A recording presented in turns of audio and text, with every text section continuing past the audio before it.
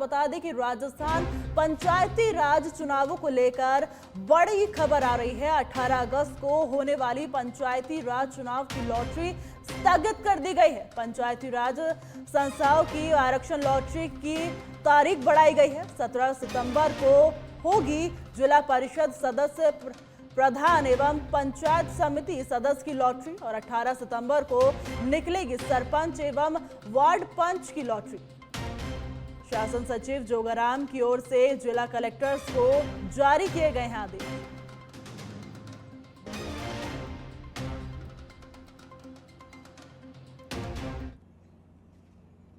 वहीं पंचायती राज विभाग में 8 एएन के तबादले हो गए हैं। ग्रामीण विकास विभाग ने जारी किए हैं आदेश। 8 सहायक अभियंताओं का ट्रांसफर तत्काल रूप से ट्रांसफर कर दिए गए हैं और 2 एएन के पुराने तबादले आदेश निरस्त कर दिए गए हैं। पंचायत निकाय चुनावों के मद्देनजर तबादले हुए हैं। नई जगह तत्काल ज्वाइनिंग के निर्देश भी यहां पर दिए गए हैं।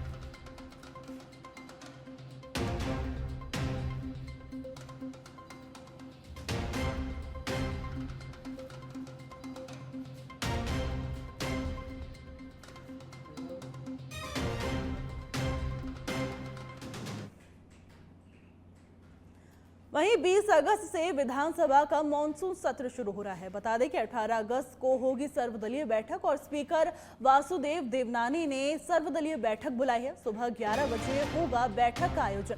मुख्यमंत्री भजनलाल शर्मा, नेता प्रतिपक्ष टीकाराम जूली, संसदीय कार्य मंत्री जोगाराम पटेल, सरकारी मुख्य सचेतक जोगेश्वर गर्ग और मुख्य सचेतक प्रतिपक्ष रफीक खान और विधायक डॉक्टर सुभाष गर्ग और विधायक मनोज कुमार और विधायक थावर चंद को आमंत्रित किया गया है।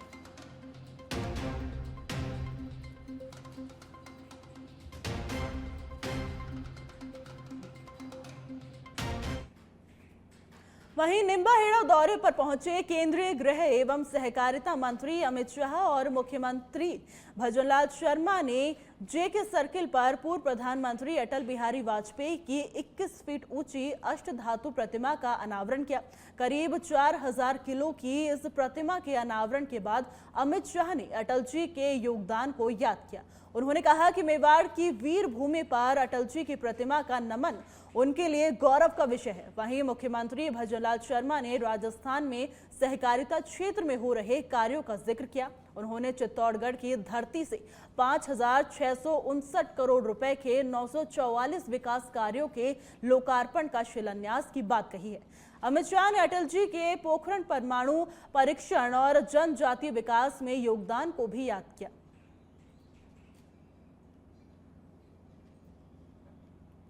आज माननीय हमारे गृह मंत्री जी के कर कमलों द्वारा विकास कार्यों और शिलान्यासों का लोकार्पण किया जा रहा है।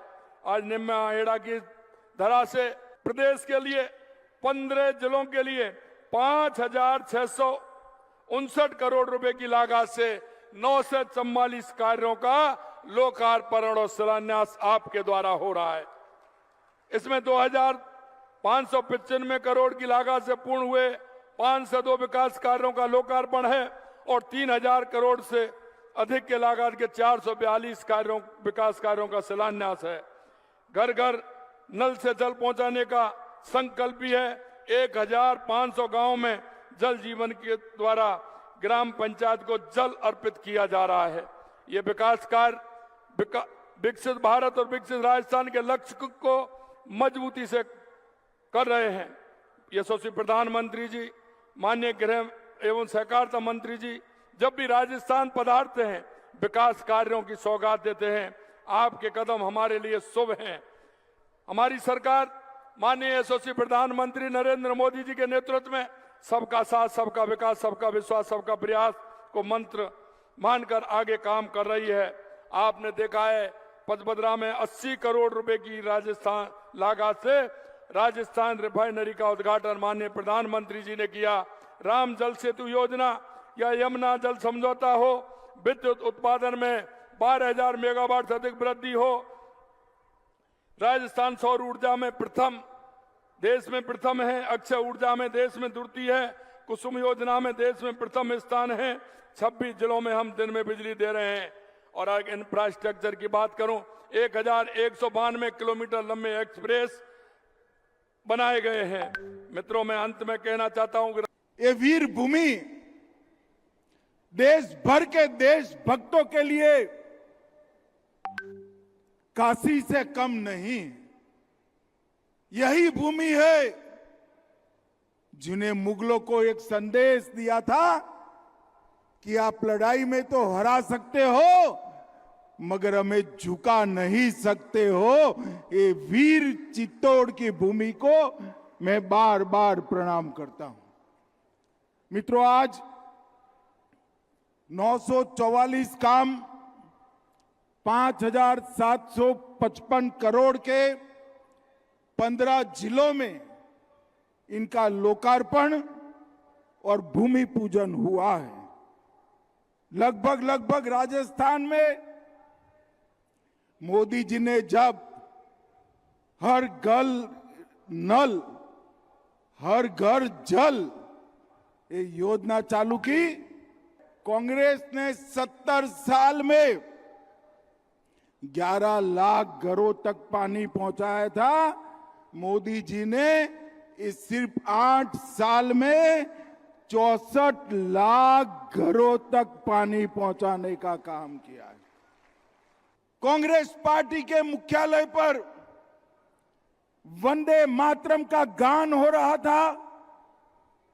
चालू गान में कांग्रेस की नेत्री सोनिया जी ने कांग्रेस अध्यक्ष को गान रोकने का कहा। सोनिया जी, 140 करोड़ की जनता आपको देख रही है। आपके द्वारा किया गया ये पाप इस देश की जनता कभी माफ नहीं करेगी, कभी माफ नहीं। और जयपुर से खबर है, जहां उप मुख्यमंत्री दिया कुमारी ने वंदे मातरम को लेकर कहा है कि राष्ट्र गीत को सार्वजनिक कार्यक्रमों में प्रमुखता दिया जाना गर्व की बात है। उन्होंने इसके लिए प्रधानमंत्री और केंद्र सरकार का आभार जताया। दिया कुमारी ने कहा कि वंदे मातरम किसी व्यक्ति या राजनीतिक दल से जुड़ा विषय नहीं है, बल्कि ये देश की राष्ट्रीय भावना और गौरव से जुड़ा हुआ है। लाल किले पर वंदे मातरम को प्रमुखता दिए जाने को भी उन्होंने गर्व का विषय बताया। विपक्ष पर निशाना साधते हुए दिया कुमारी ने राहुल गांधी, सोनिया गांधी और विपक्षी दलों पर राष्ट्रीय गीत और देश के सम्मान का अपमान करने का आरोप लगाया है। हर चीज का अपमान करते हैं, वो चाहे हमारे राष्ट्रगीत की बात करें, चाहे हमारे प्रधानमंत्री जी की बात करें, चाहे हम भारत की बात करें, चाहे देश में चाहे विदेश में। विपक्ष, विशेषकर राहुल गांधी, सोनिया गांधी और उनके पार्टी के लोग लगातार अपमान करते हैं। और ये अपमान किसी व्यक्ति विशेष या पार्टी का नहीं कर रहे हैं, ये अपमान हमारे देश का कर रहे हैं। राष्ट्रगीत। वहीं सवाई माधोपुर के सीमेंट फैक्ट्री क्षेत्र स्थित श्री दिगंबर जैन मंदिर में मध्य रात्रि करीब 2:30 बजे चोरी की वारदात सामने आई है। बताया जा रहा है कि 3-4 नकाबपोश चोर मंदिर परिसर में पहुंचे और वहां मौजूद चौकीदार पति पत्नी को कमरे के अंदर बंद कर दिया। इसके बाद चोर मंदिर का दान पात्र और अन्य सामान चोरी कर फरार हो गए। पूरी वारदात मंदिर में लगे सीसीटीवी कैमरों में कैद हो गई, जिसमें नकाबपोश चोर नजर आ रहे हैं। दान पात्र में करीब 1 से 1.5 लाख रुपए होने का अनुमान लगाया जा रहा है। वहीं घटना के बाद जैन समाज में आक्रोश है और आरोपियों की जल्द गिरफ्तारी के साथ चोरी हुए सामान और धनराशि की बरामदगी की मांग की गई है। जैन समाज अध्यक्ष नीलकमल जैन के अनुसार सीसीटीवी फुटेज के आधार पर पुलिस मामले की जांच कर रही है।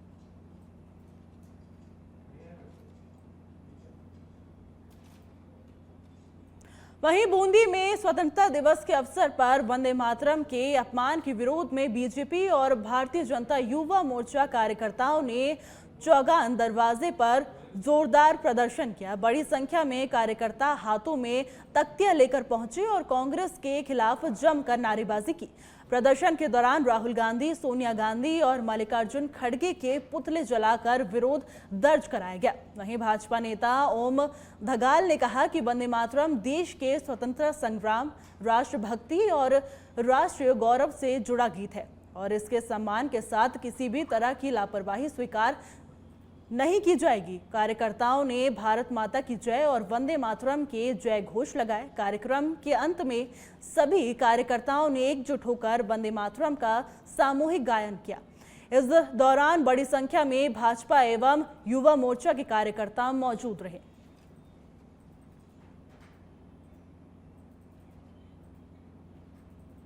वहीं जोधपुर में वंदे मातरम को लेकर दिए गए बयान के विरोध में बीजेपी ग्रामीण जिला अध्यक्ष त्रिभुवन सिंह के नेतृत्व में कांग्रेस कार्यालय के बाहर विरोध प्रदर्शन किया गया। इस दौरान बड़ी संख्या में भाजपा कार्यकर्ता हाथों में पार्टी के झंडे लेकर पहुंचे और कांग्रेस के खिलाफ जमकर नारेबाजी की। भाजपा ग्रामीण जिला अध्यक्ष त्रिभुवन सिंह ने कांग्रेस नेताओं द्वारा वंदे मातरम को लेकर दिए गए बयानों पर आपत्ति जताते हुए इसे दुर्भाग्यपूर्ण बताया। उन्होंने कहा कि वंदे मातरम देश की राष्ट्रभक्ति और सम्मान से जुड़ा विषय है और इससे जुड़े किसी भी बयान को लेकर भाजपा कार्यकर्ता अपना विरोध दर्ज कराएंगे। प्रदर्शन के दौरान कार्यकर्ताओं ने वंदे मातरम के सम्मान को लेकर आवाज उठाई और कांग्रेस के खिलाफ नारेबाजी करते हुए अपना विरोध दर्ज कराया।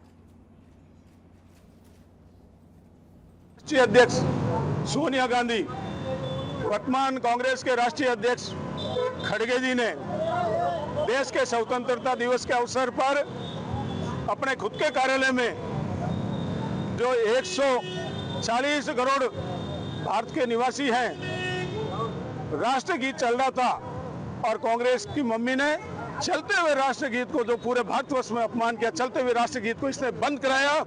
इसलिए पूरे देश भर में आज की तारीख में शाम को 6:30 बजे पूरे भारतवर्ष में कांग्रेस और कांग्रेस की मम्मी और सोनिया गांधी और राहुल और खड़गे का पूरे भारतवर्ष में विरोध चल रहा है।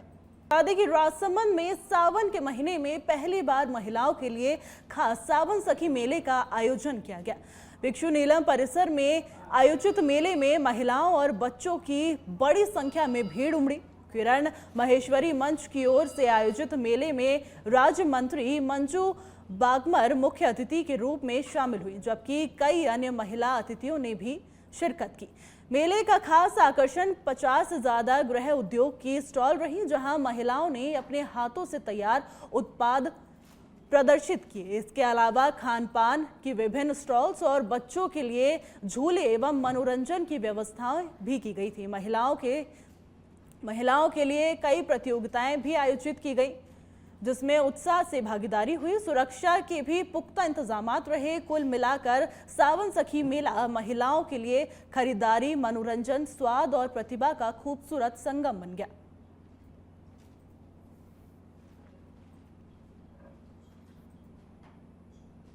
पहले तो मैं आदरणीय किरण महेश्वरी स्मृति मंच की तरफ से जो आज ये मेला आयोजित किया गया, उसमें हमारी विधायिका किरण महेश्वरी जी को बहुत बहुत बधाई देती हूँ, बहुत बहुत शुभकामनाएं देती हूँ कि महिलाओं के लिए बहुत ही सुंदर ये सखी सावन मेला जो यहाँ पर आयोजित किया गया। निश्चित रूप से इस प्रकार का जो मेला है वो हमारी महिलाओं के सशक्तिकरण का एक माध्यम। ये मैं एक बात बताऊँ, सखी सावन मेला ये नाम ही अपने आप में कहता है कि महिलाएं एक दूसरे की सखियाँ होती हैं। और हम विधानसभा में बैठते हैं, हम बहुत अलग अलग चर्चाएं करते हैं, लेकिन कितनी बार हम अपने महिला सहभागियों से बहुत अच्छी चीज़ें सीखते हैं। ये मेला अजमेर में सबसे पहले मैंने अनीता जी बदेल जो अजमेर से आए थे उन्होंने करा था और उनको देखकर मैंने प्रेरणा ली और मैं 5 साल से हिम्मत करने की कोशिश कर रही थी कि ऐसा कुछ राजसमंद में करें, अपने यहाँ पर करें। ये मैं वहीं हिंडौन सिटी में नगरीय निकाय और पंचायती राज चुनावों की तैयारियों को लेकर कांग्रेस की बैठक आयोजित हुई, जिसमें नेताओं और कार्यकर्ताओं के बीच आपसी मतभेद खुलकर सामने आए। बैठक में कई वक्ताओं ने एक दूसरे पर निशाना साधा और कुछ मुद्दों को लेकर समर्थक भी आपस में उलझते हुए नजर आए। करौली धौलपुर सांसद भजनलाल जाटव ने जमीनी स्तर पर सक्रिय कार्यकर्ताओं के हक और सम्मान की बात कही, साथ ही स्थानीय विधायक पर भी निशाना साधा। वहीं टोडा भीम विधायक घनश्याम मेहर ने एकजुटता का संदेश देते हुए कहा कि आगामी चुनावों में मूल कांग्रेस कार्यकर्ताओं को तवज्जो दी जाएगी और बैठक में बूथ स्तर तक संगठन को मजबूत करने और चुनावी तैयारियों में जुटने का आह्वान किया गया।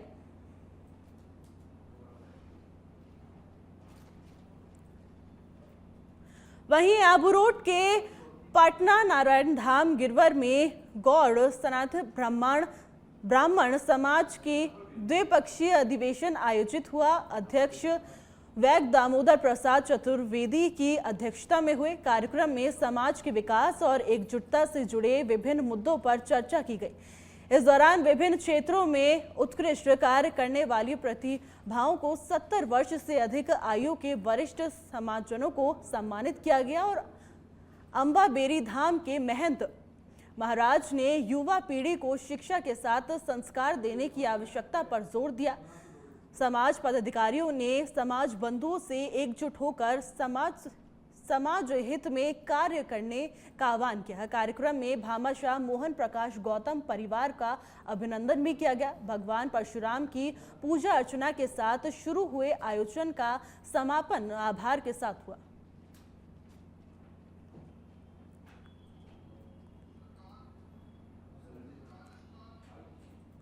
वहीं डीडवाना दौरे पर सामाजिक न्याय एवं अधिकारिता मंत्री अविनाश गहलोत ने आगामी निकाय एवं पंचायती राज चुनावों को लेकर बड़ा बयान दिया है। उन्होंने कहा है कि राज्य निर्वाचन आयोग के साथ राजस्थान सरकार भी चुनाव के लिए पूरी तरह तैयार है और जल्द ही चुनाव को लेकर आचार संहिता लग सकती है। गहलोत ने कहा कि मुख्यमंत्री भजनलाल शर्मा के नेतृत्व में सरकार ने वन स्टेट वन इलेक्शन की दिशा में महत्वपूर्ण कदम उठाया है। आगामी चुनावों में जिला प्रमुख, प्रधान, सरपंच, निकाय अध्यक्ष और नगर निगम प्रमुख सहित विभिन्न पदों के लिए चुनाव होने हैं। मंत्री ने कहा कि भाजपा अपने करीब 2.5 साल के कार्यकाल में हुए विकास कार्यों और जन कल्याणकारी फैसलों को लेकर जनता के बीच जाएगी। उन्होंने आगामी चुनावों में भाजपा की प्रचंड जीत और स्थानीय निकायों में पार्टी की परचम लहराने का दावा किया है। चेयरमैन निकाय प्रमुख के चुनाव हो, चुनाव आयोग पूरी तैयारी के साथ में है। उसके साथ राजस्थान सरकार भी चुनाव के लिए तैयार है। मैं दावे के साथ कह सकता हूं पूरे देश में राजस्थान वो पहला प्रदेश होगा जो वन स्टेट वन इलेक्शन को लागू करने वाला प्रदेश बन गया है। ओबीसी की जो आरक्षण की व्यवस्था थी ओबीसी कमीशन के माध्यम से वो भी लागू हो गई है। उसके आधार पर चुनाव भी हो रहे हैं। अब आजकल के अंदर आचार संहिता लगेगी और जो बहुत लंबे समय से प्रदेशवासियों की मांग थी कि एक प्रदेश में एक ही समय चुनाव होने,